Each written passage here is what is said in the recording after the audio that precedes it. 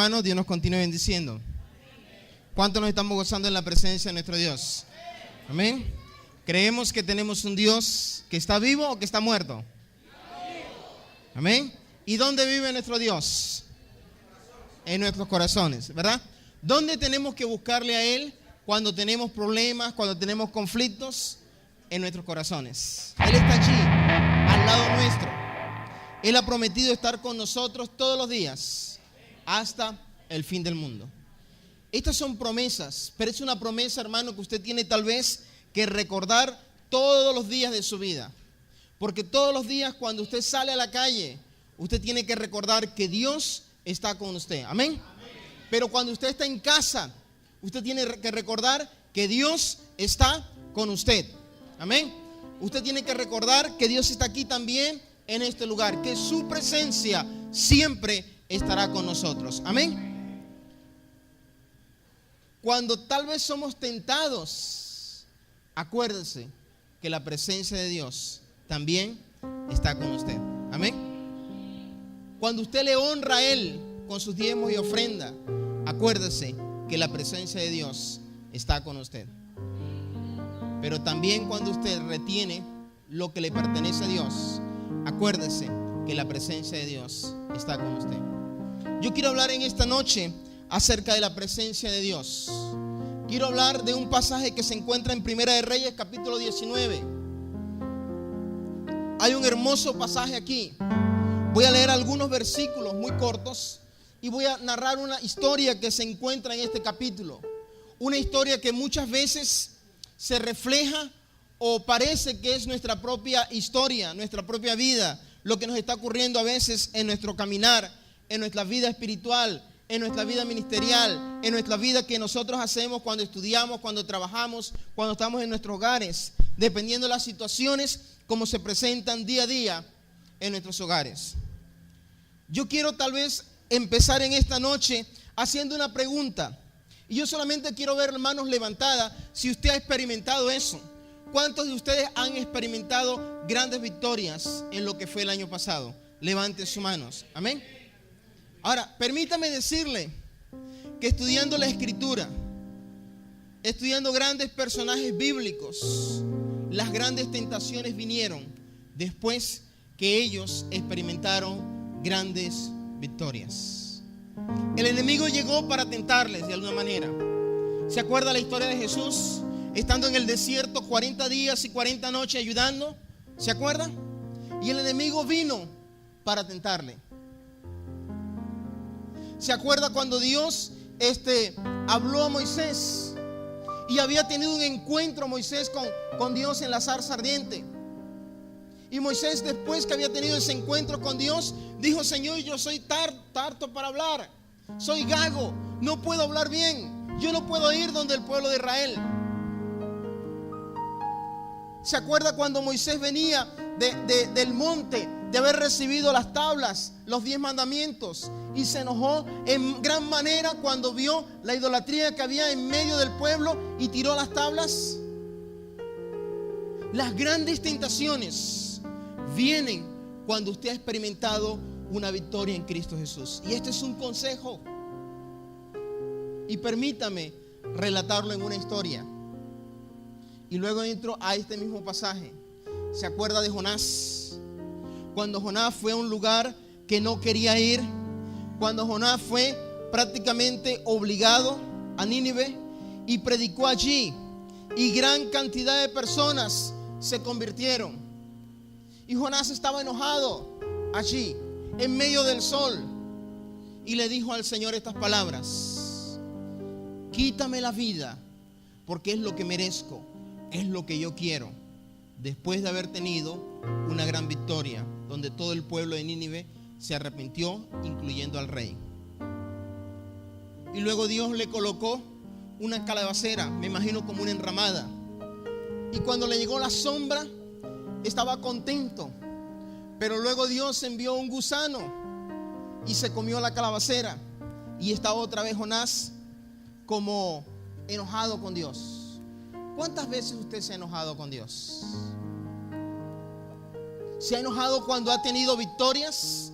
¿Cuando ha tenido una gran bendición de Dios? o después?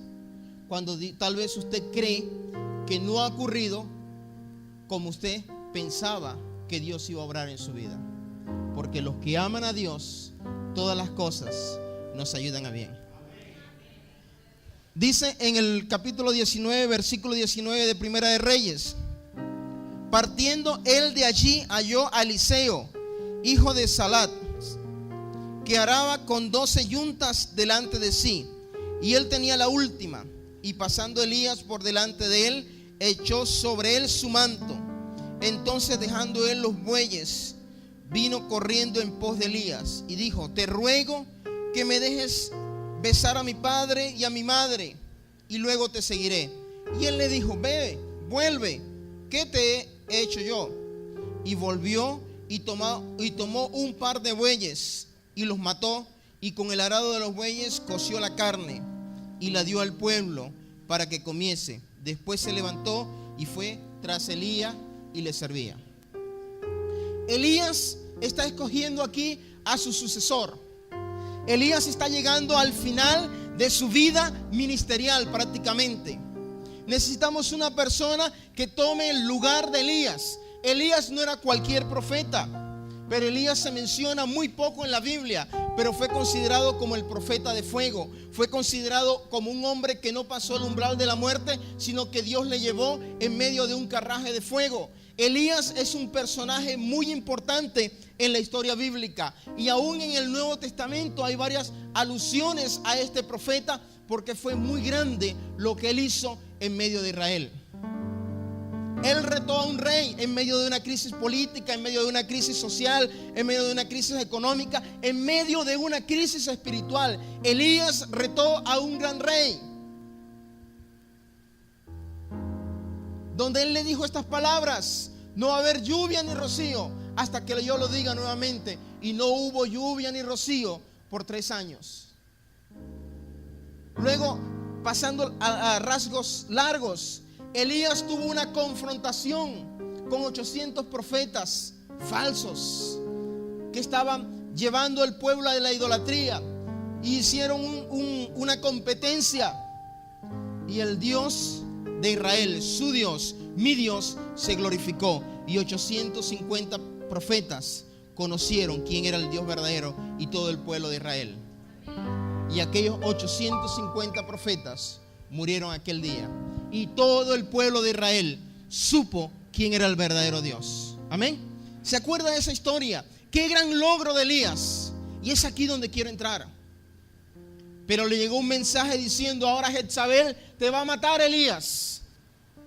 Y Elías sale huyendo, va al monte Oret, a la montaña de Dios, al monte donde Dios estaba, donde supuestamente estaba allí la presencia de Dios, y va corriendo, va huyendo, va desesperado. Y en el versículo 4 dice: y él se fue por el desierto un día de camino, y vino y se sentó debajo de un enebro, y deseando morirse dijo: basta ya, Jehová, quítame la vida, pues no soy mejor que mis padres.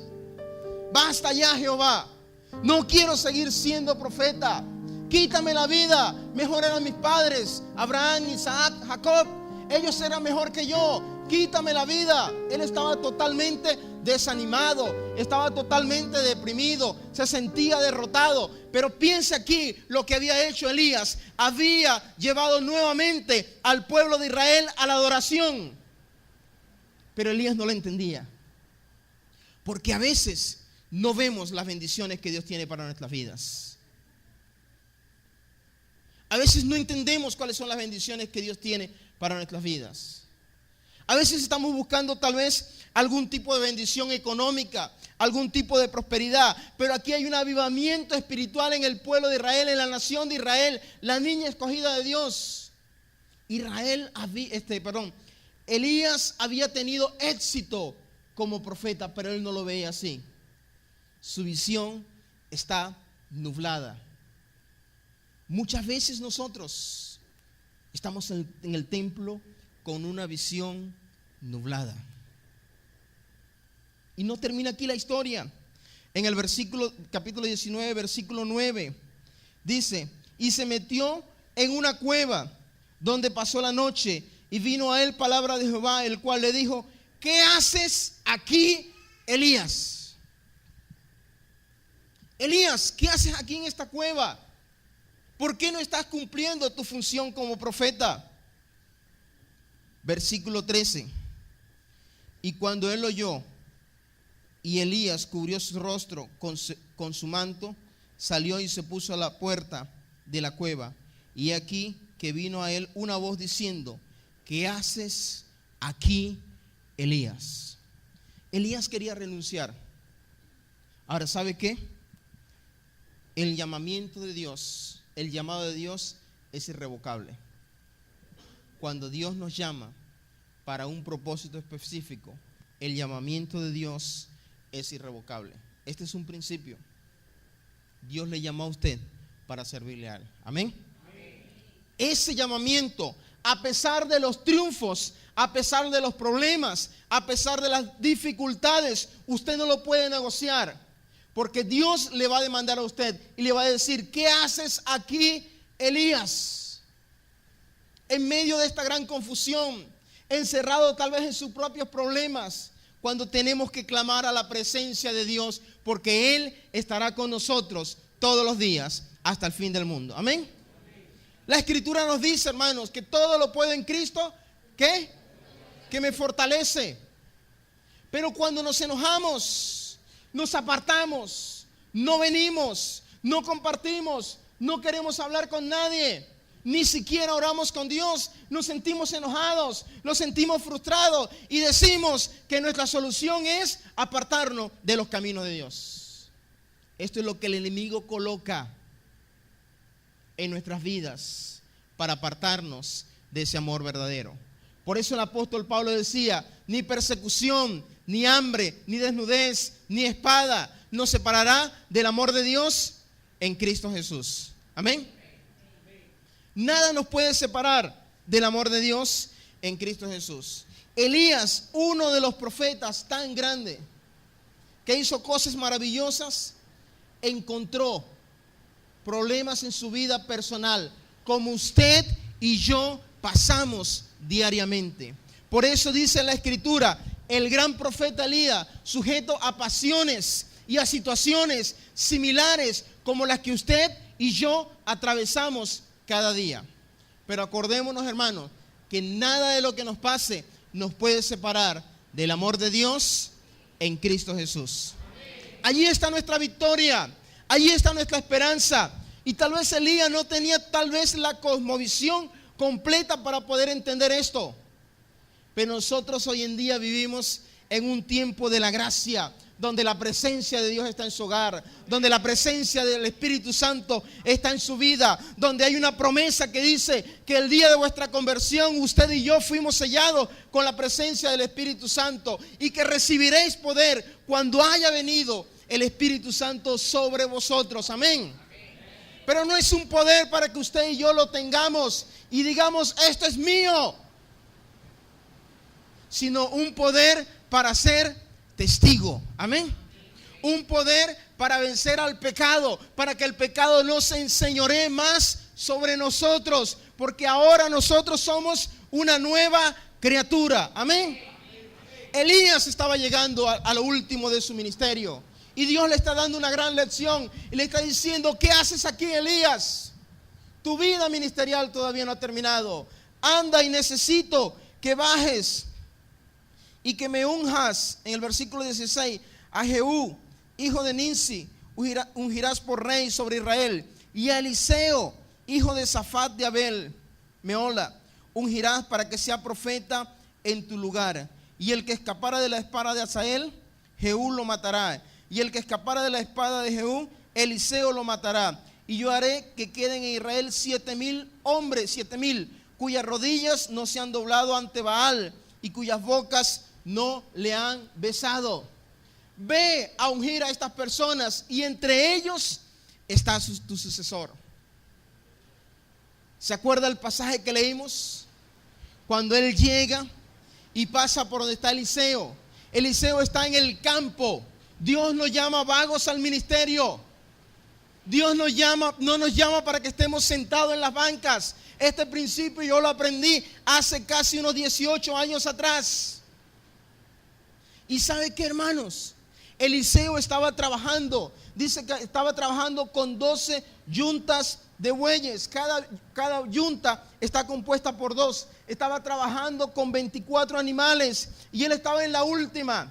Y cuando Elías pasa y arroja su manto, le estaba indicando: ven, yo quiero que tú seas mi sucesor. Dios te va a escoger a ti, pero yo necesito que tú vengas. Pero aquí hay un acto de humildad que experimentó Eliseo. Un acto de humildad que tal vez nosotros como creyentes, esas nuevas criaturas en Cristo Jesús, experimentamos también en nuestras vidas. Entonces, él, dejando los bueyes, vino corriendo en pos de Elías y le dijo: te ruego que me dejes besar a mi padre y luego te seguiré. Y él le dijo: ve, vuelve, ¿qué te he hecho yo?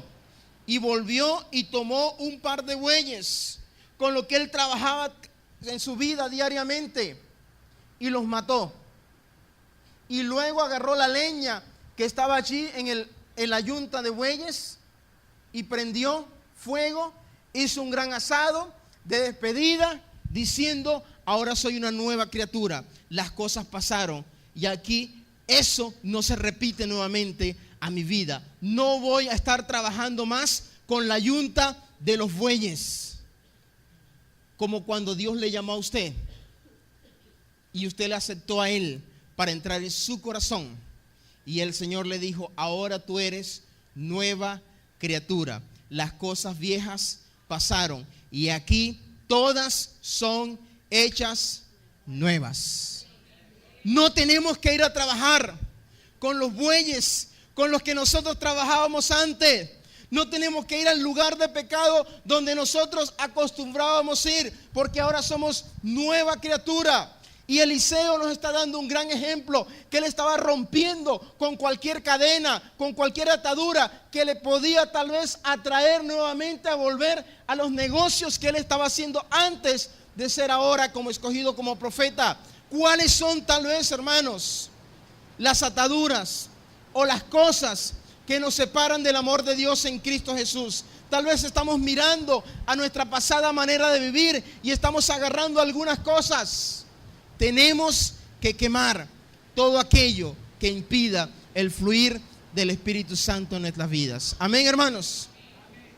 Tenemos que decirle al Señor: Señor, aquí en mi corazón hay un altar, hay un fuego, el fuego divino de tu Espíritu Santo. Yo necesito que tú lo vives, que tú fundas lo que hay en mi vida, lo que hay en mi corazón, porque yo solamente quiero servirte. Amén. Y testificar, hermanos, con nuestras vidas. Comprometernos delante de la presencia de Dios, de una manera en que estamos colocando nuestras vidas. Dios ha tomado ya nuestro pasado y lo ha colocado en lo más profundo de la mar, para que más nadie tenga memoria de ello. Para que usted pueda tener una libertad. Venid a mí, todos los que estéis trabajados y cargados, y yo os haré descansar. Amén. Él va a aliviar nuestras fuerzas. ¿Saben qué, hermanos? Allí donde estamos trabajando, nosotros estamos haciendo programas, énfasis, estamos haciendo muchas cosas y a veces veíamos pocos resultados. Y yo me comparaba muchas veces como Elías. Y yo decía: Señor, estamos haciendo lo bueno, estamos haciendo esto para animar a otros, para involucrar a otros. Y yo también recibí una palabra de parte de Dios. Y esa palabra la recibí estando aquí en Machiques. Iba en un carro aquí por la parte de Tinaquillo. Y el Señor me dijo: porque mi pueblo se enamora de los programas, pero yo quiero que se enamoren de mi palabra. Cada convertido que tenemos un equipo de discipulado en cada iglesia que le enseña las cuestiones básicas de la palabra de Dios, la doctrina básica. Y estamos teniendo personas afianzadas en el reino de los cielos. No solamente visitas, personas que se involucran, personas que están dando un ejemplo grande. Hay una iglesia, hermanos, yo compartí un poquito ayer en la Sabana, que no crecía y ya la teníamos para cerrar. El pastor anterior nos había sugerido que el templo tenía que ser vendido porque la gente no venía a ese lugar. Y yo decía, no puede ser el lugar, no puede ser el templo, hay algo que está ocurriendo. Y colocamos un nuevo pastor, un buen hombre, en verdad. Y pasaron los primeros meses y no había ningún cambio en la iglesia. Y comenzamos a orar y pedimos una doble porción de tu Espíritu Santo. Eliseo dijo, antes de partir Elías le dijo, pídeme lo que tú quieres que yo te haga. Y él le dijo, yo quiero una doble porción de tu Espíritu. Y cualquiera que pidiere al Espíritu de Dios, Él lo dará. A veces nos olvidamos de incluir la presencia de Dios en nuestra propia búsqueda de la presencia de Dios. A veces nos olvidamos de pedir que necesitamos la presencia del Espíritu Santo, el Consolador. Yo me voy, pero no os dejo huérfano. Enviaré al Espíritu Santo para que Él esté con vosotros todos los días hasta el fin del mundo. Y Él os guiará. Y Él les abrirá el entendimiento. Y Él será tal vez como el intercesor que nos habla, que nos alienta, que nos fortalece, que intercede delante de Dios el Padre también, que nos santifica, que nos purifica. Amén. La iglesia no crecía y comenzamos a clamar por esta doble porción de su Espíritu Santo. En la parte de atrás nos dimos cuenta que era prácticamente un lugar de santería y una clínica de aborto. De un lado de la iglesia teníamos casi el mismo problema, del otro lado teníamos el mismo problema. Estábamos en medio de un nido de alacranes. Los hermanos tenían desánimo de venir a la iglesia. Los hermanos no se querían congregar. Estábamos totalmente preocupados. ¿Qué vamos a hacer con el templo? Hasta que un día hubieron problemas en la parte de atrás y el gobierno, la policía tuvo que cerrar ese lugar y las personas allí fueron llevados a la cárcel. Hubo problemas de este lado porque alguien se envenenó con los brebajes y las pócimas que preparaba la bruja. Y de este lado hubieron otros problemas. Y luego que estos problemas se fueron, porque el Señor los quitó de en medio de nosotros, porque Él peleará nuestras batallas. Amén. Hermanos, la iglesia creció. La iglesia creció. Pasamos de 14 a 45 y han abierto 2 obras más, 2 nuevos puntos de predicación, 2 misiones nuevas. Este año acabamos de recibir, antes de venirnos para acá, instalamos 4 nuevos pastores en el distrito. Y hemos comenzado a ver cómo ha llegado la ayuda. Uno de mis trabajos es promocionar las construcciones en el Perú. Pero dentro de todo, yo tengo mi inclinación por mi distrito. Pero no puedo promocionar solamente mi distrito, tengo que presentar los 16 distritos. Y comencé a recibir correos. Queremos ir a este distrito, queremos ir a este distrito. Y de los 5 grupos que tenemos este año para venir al Perú hasta ahora en la fecha, 5 van a nuestro distrito. Hemos visto cómo Dios ha comenzado a abrir las puertas en lo material, en lo económico y también en el liderazgo nuevo que nos ha llegado al distrito en este año. Este es el año de victoria. Amén. Pero acuérdense que después de cada victoria el enemigo va a tratar de desanimarlo, de destruirlo, para decirle: mira, estás haciendo las cosas muy bien, eres muy bueno en lo que haces, estás realizado, no tienes por qué preocuparte. No nos deslicemos de la gracia de Dios. Amén. La gracia de Dios es fresca y nueva cada mañana. No tenemos que vivir, escuche bien esto, de las glorias pasadas, sino que andamos de triunfo en Cristo Jesús. A veces que escuchamos el mismo testimonio y el mismo testimonio y el mismo testimonio y se convierte como un cassette medio rayado. Pero el evangelio es un evangelio dinámico. La presencia de Dios está obrando en cada uno de ustedes, y no solamente en ustedes, sino en los que han de creer también en la palabra de Dios a través de ustedes. Amén. Dios se va a manifestar en sus generaciones, pero usted tiene que compartir este evangelio santo. Usted tiene que romper cualquier atadura que le ate para volver al pasado.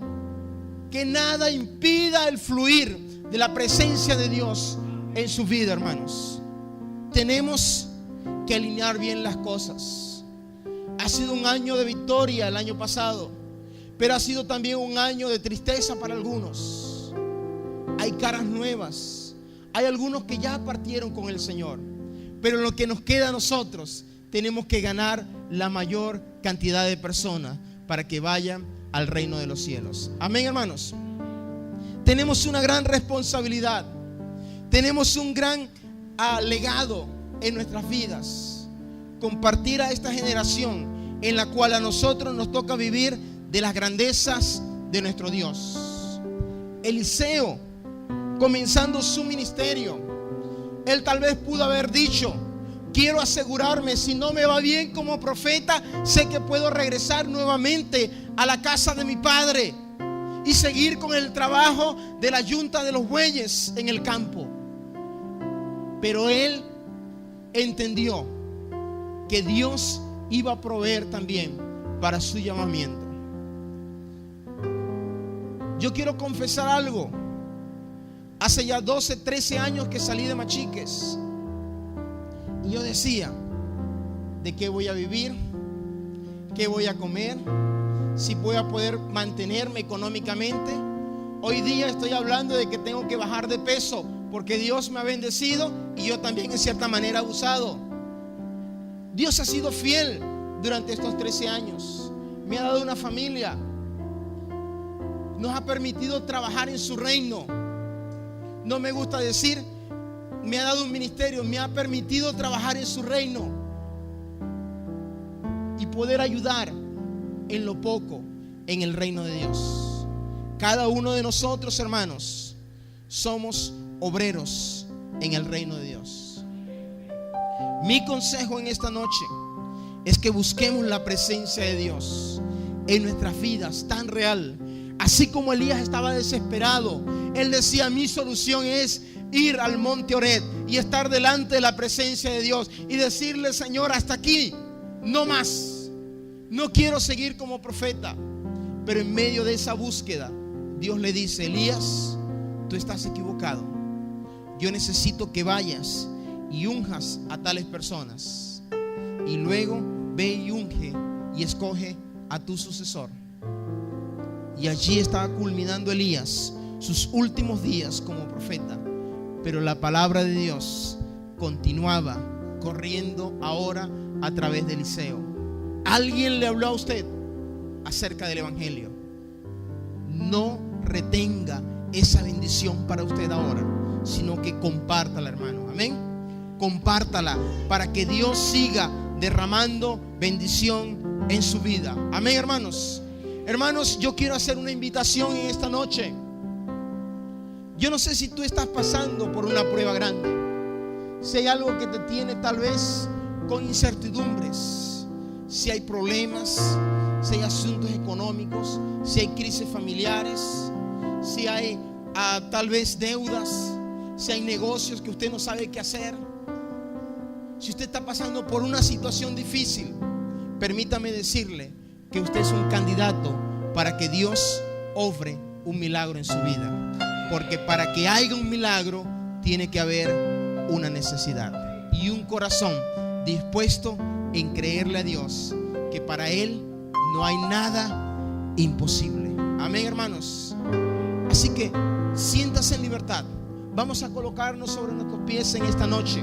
Si usted quiere pasar aquí al frente, y lo primero que usted tiene que hacer es decirle: Señor, aquí está mi corazón. No le pida nada al Señor, porque ya Él conoce lo que hay en su vida.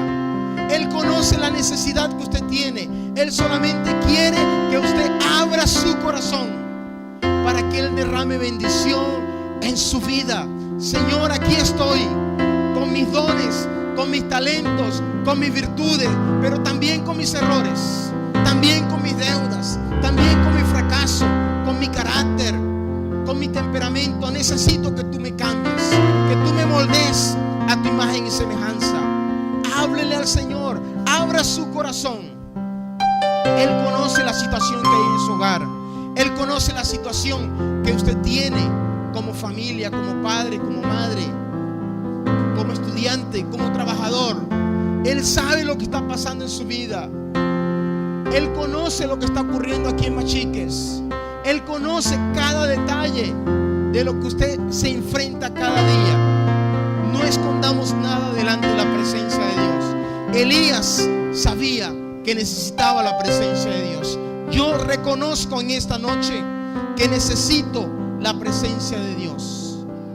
Y aquí hay un grupo de hijos de Dios que reconocen que necesitan la presencia de Dios.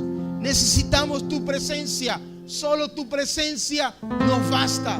Cuando reconozcamos que lo que necesitamos es a Cristo, que lo que necesitamos es a Jesús, entonces entenderemos que Él es suficiente para saciar cualquier necesidad que tengamos. Padre nuestro, Señor, que estás en los cielos, Dios, te alabamos y te glorificamos, te exaltamos, Señor.